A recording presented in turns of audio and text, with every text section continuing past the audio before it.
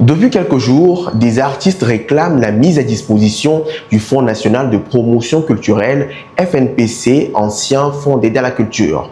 Bien qu'inscrit au budget ces 3 dernières années, il reste au dire des artistes inaccessibles sur le terrain, laissant un secteur déjà fragilisé dans l'impasse. Que se passe-t-il avec la culture et le divertissement au Togo? Les difficultés structurelles aggravent le malaise.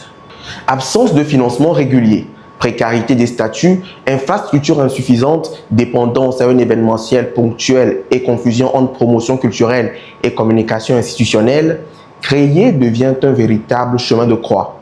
Musiciens, cinéastes, peintres et comédiens, la peine est la même. Être artiste en fin de compte, ce n'est plus un sacerdoce, c'est presque un péché. En parallèle, l'année 2025 a infligé une véritable raclée à l'écosystème du divertissement. Fermeture des 2 salles de cinéma Canal Olympia, raréfaction des scènes, projets annulés ou réduits à la portion congrue. Pourtant, le public, lui, ne disparaît pas. Jeune et massif, il se tourne vers des événements improvisés comme les records Guinness ou les concerts de la Foire internationale de Lomé. À défaut d'être servi sur place en termes de divertissement, il passe chez le voisin qui en sert à profusion.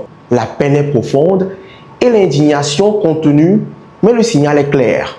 Il est temps de réagir. La culture n'est pas un luxe, c'est une locomotive. Elle stimule l'économie créative, apaise les tensions, fabrique du lien et offre de l'air quand tout se crispe. Aujourd'hui au Togo, elle survit sous respiration artificielle.